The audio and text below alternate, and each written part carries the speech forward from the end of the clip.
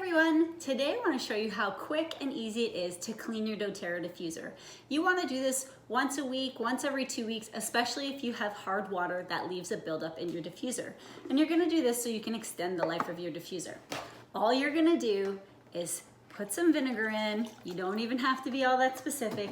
Then you can choose to use a drop or two of lemon essential oil or a drop or two of Purify. I like Purify and I had it on hand just now. And then you're gonna let your diffuser run.